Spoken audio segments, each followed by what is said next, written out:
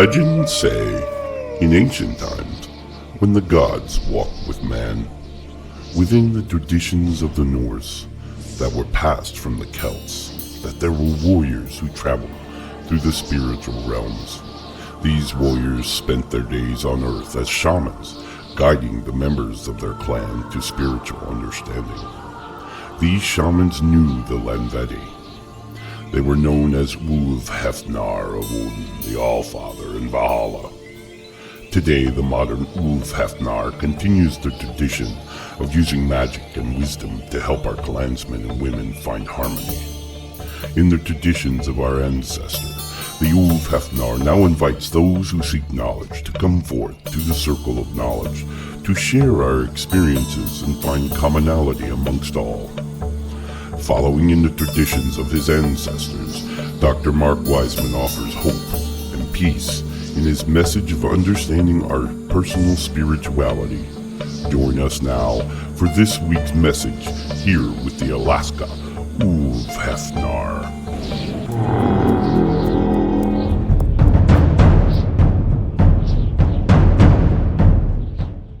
Hello, my friends, and welcome to this week's teaching here on the Alaska Ulfhednar. We have so enjoyed meeting with many of you and talking about your unique life's journey to awakening and the discovery of your own spiritual path. Today, I'd like to speak about a lifestyle of embracing peaceful coexistence. In almost all of my podcasts, I speak of embracing these beliefs. Hopefully, we can discover and promote and encourage this community of peace. This community can then obtain harmony, which will then lead to individual happiness and joy, as well as humanity's next evolutionary step. Let us seriously consider this path toward a society of peace and love between its members, and accept the responsibility to accept the mantle of spreading the universal love throughout the world. The journey of this discovery begins with each of us. By opening one's heart and accepting the universal love of our universe, we begin our exploration of possibilities. Let us invite Odin to our discussion today, and may he grant us the wisdom to understand and to see the message that we wish to promote to all of our friends, all of the peoples.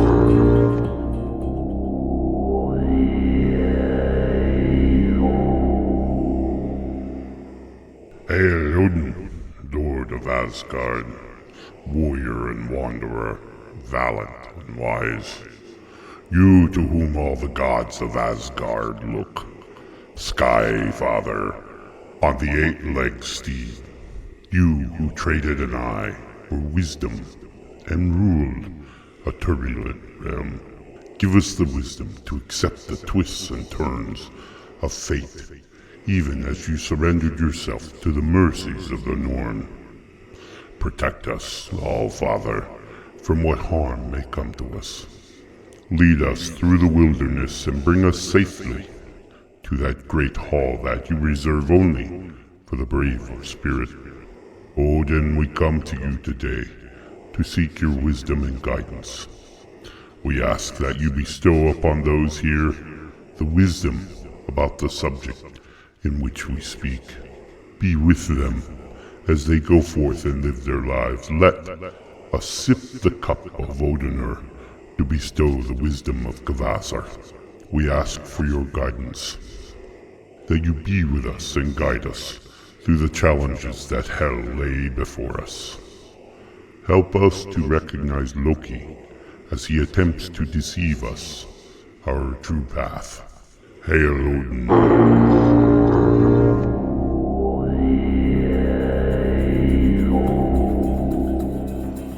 Thank you for taking a minute to help me encant a call to my God. My hopes are that the teaching we have will provide you with some comfort, as well as a greater understanding as to what you know as your own spirituality. it is very important for us to understand us. Many have spoken of this. At the same time, they attempt a peaceful conversion of my spiritual beliefs to match theirs. Is that really peaceful? The idea of converting another's thought process to meet a narrative that they themselves may not even believe is fundamentally flawed and has caused more division than any other singular facet of religion and spirituality. This is not peace. It is an assault on another perspective of beliefs. Just to be clear, being peaceful does not mean surrendering one's values or belief. Holding on to those 9 virtues of our ancestors may seem contradictory at times. However, we must never forget who and what we are at our very core. The definition of peace does not include the word tolerance, but it does include the word acceptance and inclusion. By speaking of peace, the requirement of the surrendering of diversity is counterproductive to true peace. We must look to the creation of the deities to find our path to wisdom. For this, we look to the mighty river upon the skin of Mother Earth for our wisdom. For our trajectories within our physical lifetime, when following the paths of the fates, are like the water within the river. This path minimizes our potential for choices as we simply accept the flow of the rest of the water. However, the other path, where we engage our free will or live our lives intentionally, allows us to experience a different perspective and possibly bring forth life to a new area of the space around us. This then is what these adventures should bring. As the stream begins to flow through new lands, it brings with it life, and thereby gives of itself to different creatures and the life of Mother Earth. This is how life is. Rivers change their path through the valleys as it carves away the rocks of the mountain. The conversion really begins with the conversation of embracing a lifestyle of peace. We may be immediately confronted with the perspective of conflict that may be caused by others. Many have spoken to me about their being assaulted by those with darkness of their hearts. How do we combat evil? My friends, the most powerful energy within all existence is love. Love truly does carve away even the most strongest of mountains. Like the river, so too must we be comforting, yet relentless in our application of love to those places of darkness. Remember, the greatest canyons were created by a single drop of water. The water droplet is love. However, in addition, one must look deeply inside our mind and our heart to determine if this conflict that we are in was actually caused by the other person or by something intrinsic to us, our reaction as an example. More often than not, we find that the conflict that we experience with others is simply a reaction to an emotionally charged memory within our mind. This emotionally charged memory then causes our body to release the hormones that then sets our chemical interactions in motion. Many times, we find ourselves in what is referred to today as being triggered by something. And we must look at these triggers and deeply look at them in hopes to minimize or eliminate their effectiveness on our lives.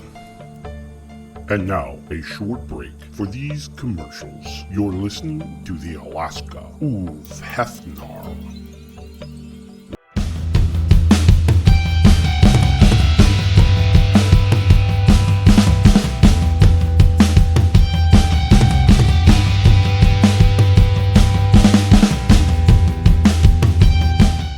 Welcome back to the Alaska Ulfhednar. Before we left, we spoke of love. We constantly want to speak, embrace, and broadcast love because it is truly what can cure us all and bring us together as one people. Ultimately, this principle of conflict that we were speaking of before the break can be either intrinsic or extrinsic. When we are talking about intrinsic conflict, we are talking about these emotionally charged memories tucked away in the deep recesses of our mind that will surface when something triggers it. We may not even be aware of what the scenario that caused this emotional memory in the first place, and will more than likely experience an irrational response when triggered. By spending time in mindful meditation, the expectation is that we can remove these emotionally charged memories to allow us then to respond normally. Another facet of the intrinsic response is when we are consumed by a mob mentality, where our thoughts are being driven by others around us and emotionally charged as well. This is more of the extrinsic effect on our emotional stability. With the effect of extrinsic application, we essentially have two avenues to address the emotional charge. Firstly, without these emotionally charged memories in our mind, we are free to then simply respond appropriately as a reaction. Secondly, we could give into this emotional sabotage from outside our own mind and succumb to the ramifications thereof. Notice, in both situations, the onus is on ourselves to conquer the scenarios that would promote an emotional response. This situation tells us that we are indeed the master of our own ship. I need to take control long before an event occurs. In much the same way as the truth, so too is the idea of peace. As we look back throughout antiquity, we can find lots of examples of individuals and their society experiencing a peaceful, harmonious existence in balance with the Mother Earth and the spiritual realm around them. One of the greatest keys to understand about peace is that it's easy to find when you actually look for it. If we spend our lives worrying and combating peaceful intentions of others, we will not find peace in our own mind. However, for those of us who do seek peace in every application, we are more likely to find it. There are many stories that have been told throughout the millennia about individuals who have sought peace at the cost of their own lives. However, in today's society, it is far more frequent that we find individuals subscribing to dramatic interactions as a source of conflict. Herein lies the challenge that we have when attempting to find our peace, as more than likely we are the only ones that are truly searching for peace. I have spoken many times about the centralized idea of our perspectives playing a huge role in our understanding of our spiritual beliefs. As we convince ourselves of the many facets of our spirituality, questions should immediately come to mind. Maybe, I believe in one God. How do we feel about that? I believe in the many spirits around us.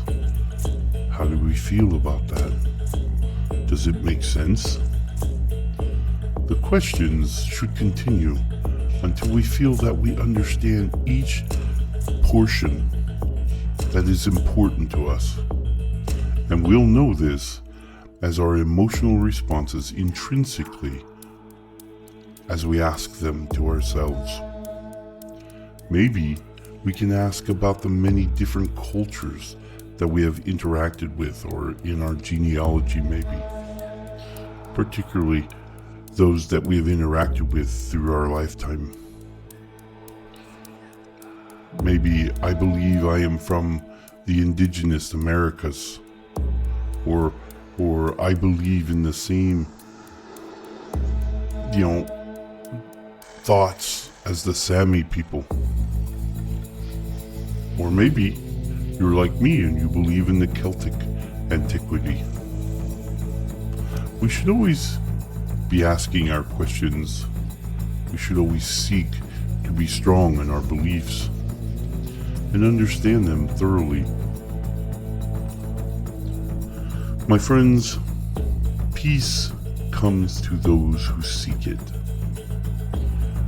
both from a physical and a spiritual perspective. There are many, many ways in which we can find this peace, but our first engagement step, if you will, is to actively seek it. We know that many of us store these emotional memories deep in our minds, and in some cases we find where all the relational connections to that memory have been severed in a futile attempt to eliminate that memory from resurfacing or staying in the forefront of our minds. However, there are always ways to that point, and therefore this is where, when we are attempting to seek our peace and our solitude, where this memory comes up, this memory is triggered to then ignite and create a chemical explosion within the system that then, well, quite honestly, eliminates the possibility of true peace. Many have heard, and I'm excited as I look around the world today and I see much more mindful exercises and meditation exercises, and how that is coming more to the forefront as an accepted practice at which to kind of refocus everything. The idea with meditation is to align one's heart and one's mind together so that they function as one. And by doing so, we actually clear away the aura to allow for our spiritual communication to come in and be registered within our brain more clearly and better understood. So this is one of the real needs, if you will, for meditation and mindful exercises. Some people can be meditating or be mindful while they're doing other tasks. Some of us require that still space somewhere away from traffic and away from the distractions, where we can focus some time on figuring out who we are, why we are, and where we are going. What is our trajectory? Are we okay? Are we happy with our trajectory? These are questions we should always be asking ourselves. Or are we just simply accepting the path that the fates have laid out for us? And now, a short break for these commercials. You're listening to the Alaska Ulfhednar.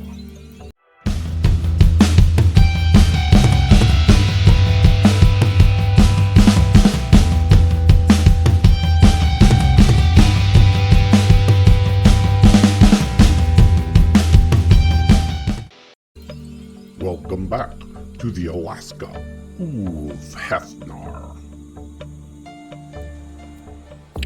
Thank you for taking that short break with me. Before we left, we were talking about mindful exercises and meditation. So what I'd like to do in this part of the show is to take us on more or less guided meditation, just a journey through my own mind in some of the exercises that I used, particularly as I came more into my spirituality. And so, with no further ado, I went to a place in nature. I find that being close to Mother Earth is very important. I sat and reclined on the ground. I allowed my limbs to become heavy and lay on the ground with me. I started to control my breathing as I closed my eyes. And I started kind of listening to my breathing in, out. Like the seasons, it became rhythmic.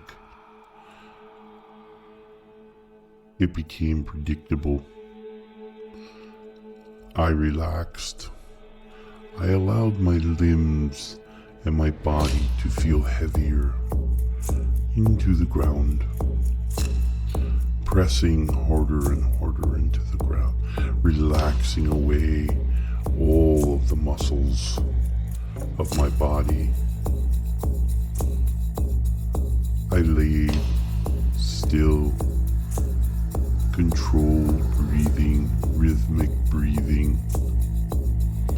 It was at this point that I began to focus on what I could hear audibly. The birds, the breezes through the trees, rustling of the leaves. I could hear splashes in the water of a stream nearby, the bubbling as it caressed the rocks along the bottom. Again, I'm continuing my breathing in and out. I'm relaxed now. I have all of my muscles fully relaxed. I'm breathing in a rhythmic pattern. My eyes are closed, and now I turn more intrinsic. I started looking into what am I thinking? What thoughts pop into my mind? Visions pop into my mind? What am I seeing in my mind? And as I viewed each of these memories that would come into my mind, I focused on them. As they tried to dart away, I reattained focus. In my mind, I focused on whatever it was. And I took note as I focused on this whatever it was, this memory. I focused to see how it felt in my heart. Did it excite me? Did it sadden me? Did it make me angry? Or maybe frustrated that I was still thinking of this? I made note of these. If I discovered one where there was anger, sadness, or frustration, I would stop for a minute and I would start mentally going through the relationships that memory would have with other memories within my mind. Why did I feel that way? What made me feel that way? Why am I still feeling that way? Have I learned what it was that the lesson that I was supposed to learn? All of these things I would go through in my mind. And initially, when I started meditation, I would meditate for about 5-10 minutes. I'm very distractible, so it was hard for me to focus. But as time went on and I continued to grow in my spirituality, I continued to understand more and more. I found that my meditations got longer and longer. And now I'm meditate about 20 minutes a day. First thing in the morning, as soon as I'm out of bed and dressed, I'll meditate for 20 minutes, and then I'll get on with my day. And it's during those meditations that I look at my thoughts and I say, this is a thought that I'm bringing from yesterday. Why do I still have it? Why haven't I discharged it? Have I learned what I was supposed to have learned? And I kind of take them apart one at a time like that. And so ultimately, as I go into my day today, I don't have yesterday's baggage, for lack of a better way of saying that. And so I go into the new day with a fresh mind, and I'm ready should something large happen that I need to focus on. I'll have the bandwidth then to do it.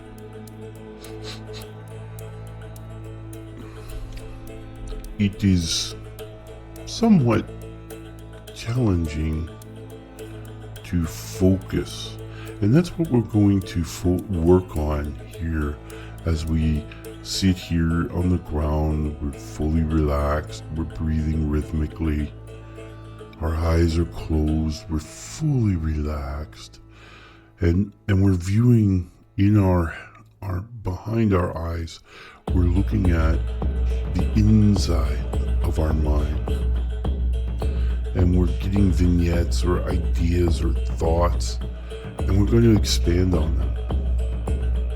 So if something pops into our head, it's, well, why is that popping into my head?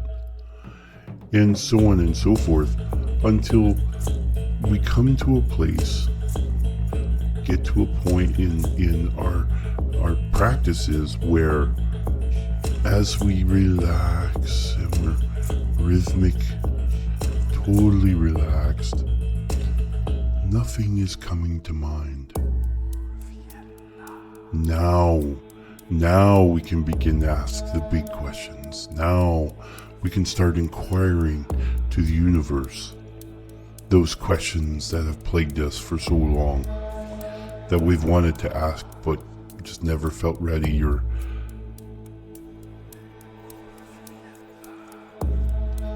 maybe even felt silly to ask the questions. But now we can, because our mind is clear, the aura is clear, and the spiritual connections that we have with the earth at which we are currently seated, with the spiritual entities throughout nature, with our spiritual entities, we're now getting a clearer, much clearer communications from them that then give us thoughts and ideas and things to do and go.